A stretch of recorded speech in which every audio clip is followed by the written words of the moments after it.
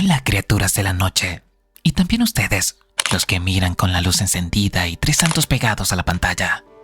En Latinoamérica no necesitamos Hollywood para asustarnos. Aquí tenemos abuelas que ven el futuro en tazas de café, pueblos donde los muertos salen a pasear como si fueran vecinos, y demonios que te juzgan por no compartir el asado del domingo.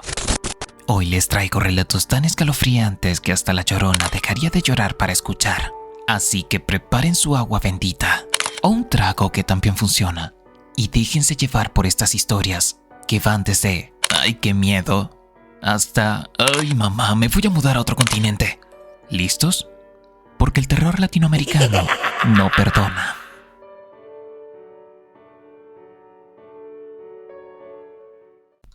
Todo comenzó en el hato de mi abuelo, allá en el Cedral. Yo, Ramón, tenía 12 años cuando pasó. Era un muchacho como cualquier otro, ayudando a ordeñar, persiguiendo chigüires en los esteros. Nada me asustaba, hasta esa noche. El silencio de los llanos siempre fue pesado, pero ese día era distinto. Los perros no ladraban, los grillos no cantaban, solo se escuchaba el crujir de la hamaca de mi abuelo, meciéndose sola, como si alguien invisible estuviera ahí. Esa noche, mientras ayudaba a recoger los aperos, sentí un aire frío correr por mi nuca. No era normal. El calor pegajoso de abril nunca dejaba respirar. ¿Oíste eso?, le pregunté a mi primo José. Él solo se rió, pero yo juré haber escuchado un silbido agudo allá en el monte. Mi abuela dejó de moler maíz de repente. «No salgan de la casa», dijo muy seria. Sus manos temblaban alrededor del pilón. Fue entonces cuando lo olí, un hedor a carne pasada, como cuando un animal se muere entre los matorrales. A la semana desapareció el perro más viejo del hato. Don Manuel lo encontró al amanecer, colgado de un árbol de merey.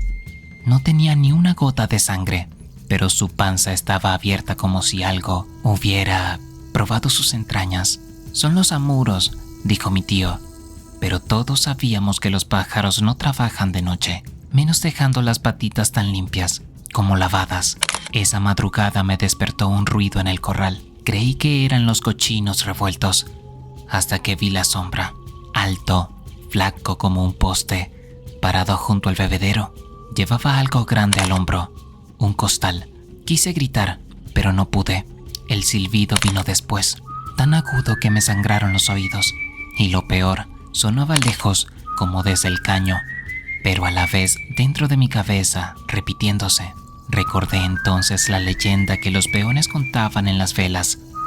Si el silbido se oye cerca, es alerta.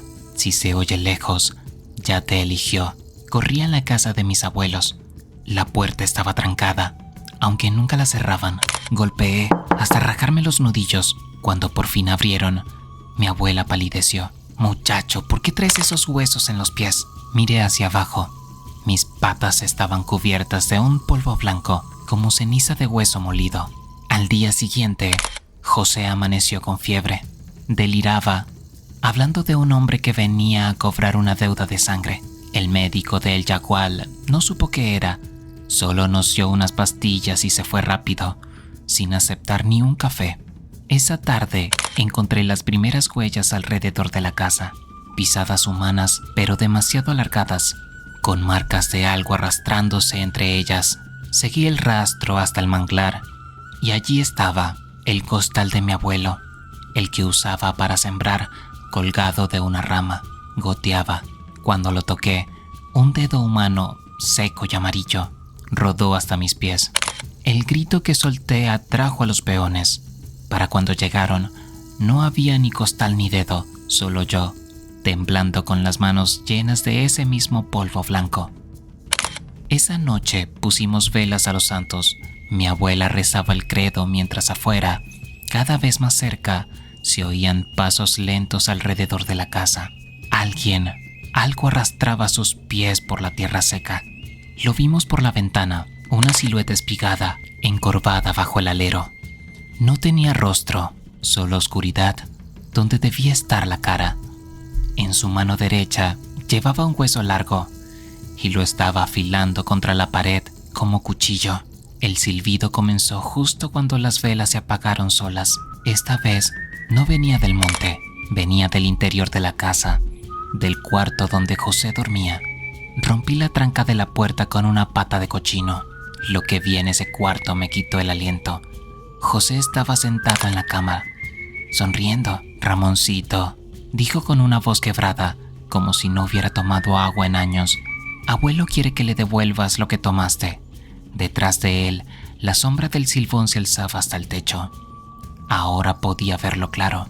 Un hombre esquelético, con un saco de artillera lleno de bultos que se movían solos. Olía a podrido y a salitre, como los pescados viejos del mercado de Guanare. El saco se abrió.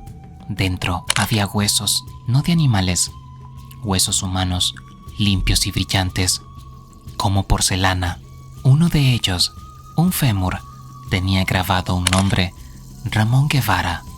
«Esperó 70 años», dijo José con esa voz que no era suya. «Le quitó la vida a su padre por borracho. Pero tú robaste sus huesos del camposanto, ¿verdad, chamito?». Yo no recordaba.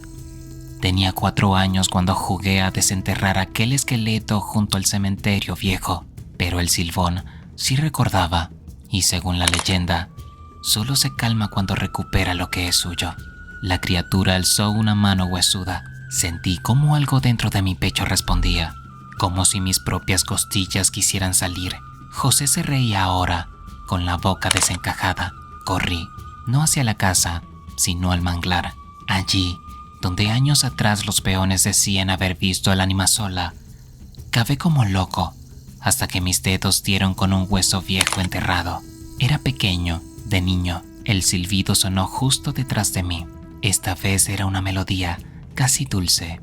Cuando me volví, el silbón estaba allí, con su saco abierto. Comprendí entonces. No quería matarme, quería que me metiera dentro voluntariamente. Los peones me encontraron al amanecer, tirado entre los matorrales con la ropa rasgada y los brazos llenos de moretones con forma de dedos largos. José estaba sin vida en su cama. Aunque el médico dijo que llevaba días sin vida, nunca hablé de lo que pasó. Pero cada abril, cuando el calor seca los esteros, algo vuelve al hato. Se lleva un perro, deja huellas extrañas y a veces, en las noches más quietas, se oye un silbido, cerca, siempre cerca.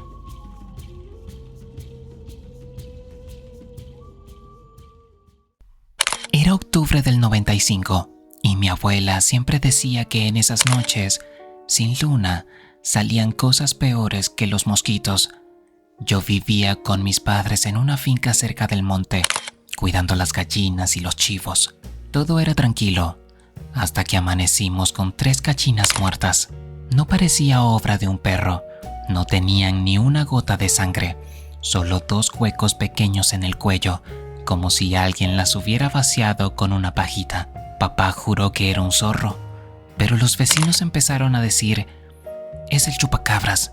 Yo me reí hasta que lo vi. Las noches se volvieron diferentes después de los de las gallinas. Empecé a escuchar ruidos raros, como algo arrastrándose por el techo de zinc.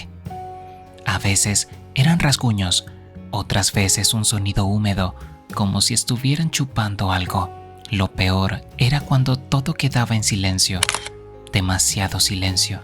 Hasta los grillos dejaban de cantar. Mamá decía que era mi imaginación, pero yo veía cómo se le ponía la piel de gallina cuando salía al patio de noche. Una vez, al amanecer, encontré huellas extrañas, 3 dedos largos y una garra, como de pájaro gigante. Pero, ¿qué pájaro camina por el suelo? La noche que vi al demonio fue cuando desapareció el perro de Don Toño. Todos escuchamos sus aullidos, pero cuando salimos con linternas, solo encontramos un charco de baba verde y ese mismo olor a podrido que venía siguiendo a las matanzas. Yo estaba volviendo del pozo cuando lo vi. Entre los plataneros había algo agachado, más bajo que un hombre pero más grande que un perro. Tenía la espalda llena de púas y unos ojos que brillaban rojos con mi linterna. Lo peor fue cuando se giró, llena de colmillos como agujas, toda manchada de algo oscuro. Corrí como nunca en mi vida. Sentí su aliento caliente en mi nuca, un olor a huevo podrido y sangre vieja. Cuando llegué a casa, me encerré en el armario con mi hermanito. Escuchamos cómo rondaba la casa, golpeando las paredes con sus garras. Dejó marcas profundas en la puerta que todavía están ahí. Al día siguiente, todo el pueblo hablaba de lo mismo. En la finca de los Méndez habían encontrado 3 cabras muertas. Don Toño juraba que su perro había vuelto, pero no era el mismo. Se movía raro, como si estuviera aprendiendo a usar sus patas, y sus ojos eran demasiado humanos.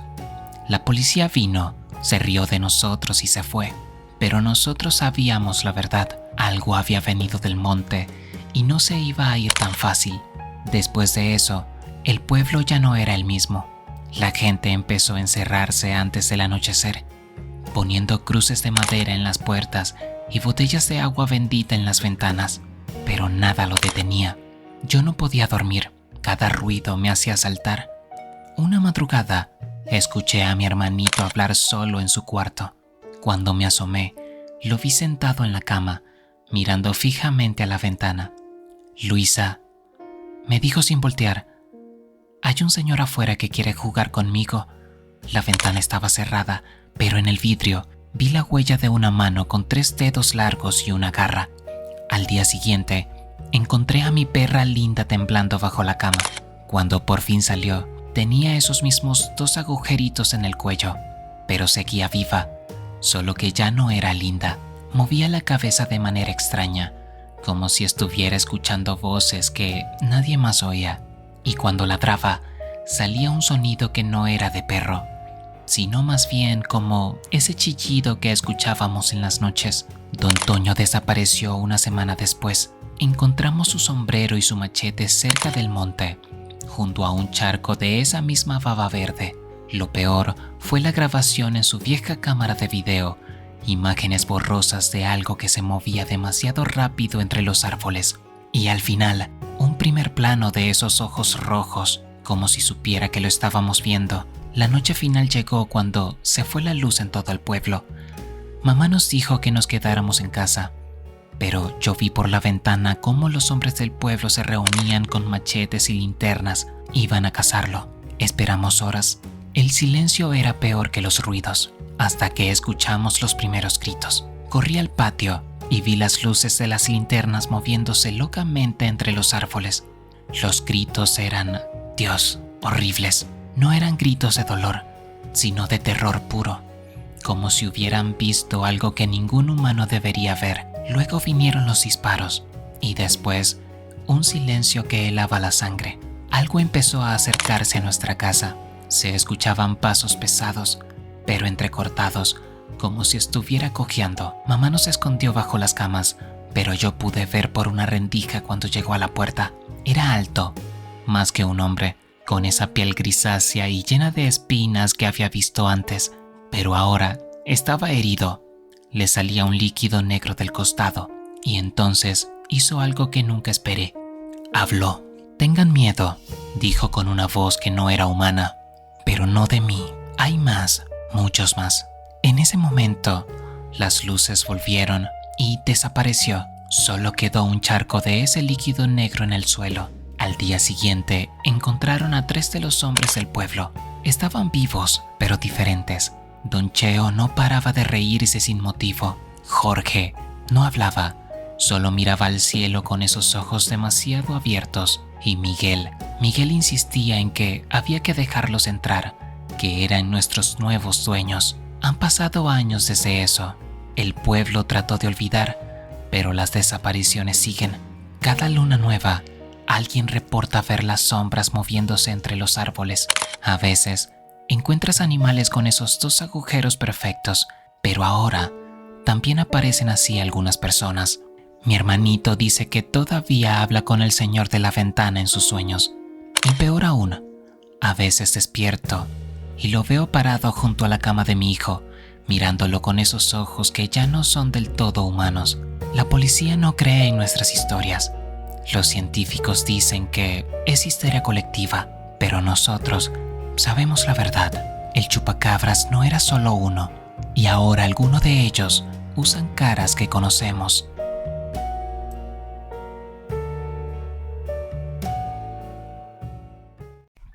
Este rancho en las afueras de General Hacha lleva más de 40 años en pie. Yo, Juan Carlos Mendoza, vivía aquí con mi Clara por 20 años, hasta que el cáncer se la llevó en abril pasado. Ahora, las noches son largas y a veces, cuando el viento para, escucho el crujir de las maderas como si alguien caminara por el corredor. Hace una semana, desperté con el olor a su perfume, pero Clara ya no está, o al menos no debería estarlo. Las primeras noches solo eran sueños. Soñaba que Clara volvía a acostarse a mi lado, su cuerpo tibio rozando mi espalda. Pero el martes pasado desperté sobresaltado. La almohada de su lado estaba hundida, como si alguien hubiera estado acostado allí. Me levanté temblando y encendí el farol. Nada, solo el silencio pesado de la casa vacía. Desde entonces, cada noche siento cómo el colchón cede bajo un peso invisible. A veces, hasta escucho su respiración entrecortada, pero cuando me atrevo a extender la mano, solo encuentro el frío de las sábanas vacías. La noche del domingo se me acabó el valor. El frío me despertó, un frío que calaba hasta los huesos, aunque era pleno verano. Y allí estaba, el perfil familiar de Clara, recortado contra la luz de la luna, acostada de espaldas, como siempre lo hacía. «¿Clarita?», murmuré, con la voz quebrada. Ella giró lentamente hacia mí. Dios mío, donde debería estar su rostro, solo había una masa amorfa de carne pálida que se retorcía como gusanos bajo tierra. Sus manos, esas manos que tantas veces me acariciaron, ahora eran garras huesudas que arañaban las sábanas. Quise gritar, pero no me salía la voz. La cosa que llevaba el vestido de Clara se incorporó y extendió un brazo hacia mí. Corrí como nunca en mi vida. Tropecé con la mesa del comedor. Caí sobre las baldosas frías. Desde el dormitorio, escuché un quejido lastimero que se transformó en risa. Esa risa de Clara cuando le hacía cosquillas, pero distorsionada, como si viniera de muy lejos. Me encerré en el granero hasta el amanecer. Cuando por fin reuní el coraje de volver a la casa, todo parecía normal. La cama estaba hecha, el vestido de Clara colgaba en el armario como siempre, pero en el espejo del baño, escrito con el vapor de la noche anterior, había un mensaje: «No me dejes sola otra vez, Carlitos». Las piernas me fallaron, porque nadie me había llamado Carlitos desde que murió mi madre. Clara nunca lo supo. Desde esa noche, dejé de dormir en la cama. Dormitaba en el sillón de la cocina, con el cuchillo de carne sobre la mesa y el farol siempre encendido. Pero ella encontraba la manera. Despertaba con arañazos en los brazos que no recordaba haberme hecho. Encontré mechones de cabello negro. Clara era rubia en mi almohada. Lo peor eran las voces que venían de las paredes, diciendo mi nombre en tonos que reconocía. La voz de mi padre muerto, la de mi hermano pequeño fallecido de sarampión.